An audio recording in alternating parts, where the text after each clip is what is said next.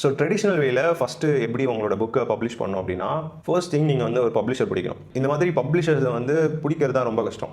அதுக்கப்புறம் இருக்க ப்ராசஸ் வந்து உங்களோட ரைட்டிங் மேலே உங்களுக்கு கான்ஃபிடன்ஸ் இருந்துச்சு அப்படின்னா நீங்கள் வந்து ரீச் அவுட் பண்ணலாம். ஸோ நெக்ஸ்ட் திங் என்னன்னா, இப்போது உங்களோட ஒர்க் வந்து நல்லா இருக்கு, உங்களுக்கு பப்ளிஷர்ஸ் கிடைச்சிட்டாங்க. இப்போ உங்கள் ஒர்க் வந்து நீங்கள் போய் அவங்கள்ட்ட கொடுக்கணும். ஸோ அப்படி கொடுக்கும்போது நிறைய பப்ளிஷர்ஸை போய் நீங்கள் அப்ரோச் பண்ணலாம். உங்களோட ஜானர் என்ன, அண்ட் தென் வந்து தாட் என்ன, ஸோ இதை மட்டும் கொஞ்சம் ஐடியா மாதிரி நீங்கள் ப்ரொவைட் பண்ணீங்க அப்படின்னா உங்களுக்கு ஒரு நம்பிக்கை வரும். அண்ட் தென் மனுஸ்கிரிப்ட்னு ஒன்று சொல்லுவாங்க. ஸோ அதை என்ன பண்ணணும்னா, அந்த மனுஸ்கிரிப்ட் எடுத்துகிட்டு போயிட்டு ப்ரொடியூசர் கிட்ட அவங்க ஒத்துக்கிட்டாங்க அப்படின்னா அவங்க கிட்ட கொடுத்துட்டு அக்ரிமெண்ட் பேசணும். உங்கள் சைடில் இருக்க கொரிஸ் நீங்கள் வைக்கணும், அவங்க சைடில் இருக்க கொரிஸ் என்னன்னா அதெல்லாம் சார்ட் அவுட் பண்ணிவிட்டு அதுக்கப்புறம் ஃபர்தராக பிரிண்டிங் ப்ராசஸ் நடக்கும்.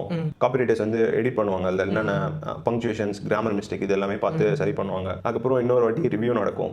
இதுக்கு எல்லாத்துக்கும் முன்னாடி முக்கியமான விஷயம் என்னன்னா, நான் ரிசர்ச் பண்ண வரைக்கும் டைட்டில் அண்ட் தென் கவர். இப்போ யூடியூப்க்கு ஒரு வீடியோக்கு டைட்டில் தமிழில் இருக்க மாதிரி புக்கு நல்லா செல் ஆகணும் அப்படின்னா நீ ஃபேமஸான எல்லா புக்கும் எடுத்து பார்த்தனா ஏதாவது ஒரு ஹூக் இருக்கும். அவங்க அப்ரூவ் பண்ணிட்டாங்க அப்படின்னா ISBN நம்பர் வந்து உனக்கு ப்ரொவைட் பண்ணுவாங்க.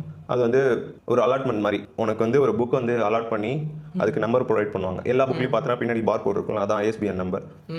ஸோ இந்த நம்பர் கிடைச்சோடனே உனக்கு புக் வந்து அவைலபிளாக இருக்கும். ஸோ ஓவராலாக ஃபைனலாக வந்து பப்ளிகேஷன் வந்து உனக்கு ராயல்ட்டி ஃபீஸ் மட்டும் தான் கொடுப்பாங்க. ஓகேவா? ஸோ இந்த புக்கு சேல் ஆகிடுச்சு அப்படின்னா அதுலேருந்து உனக்கு ஒரு 10% ஒரு 7% depends on the book price. So அதுக்கேற்ற மாதிரி தான் உனக்கு காசு வரும்.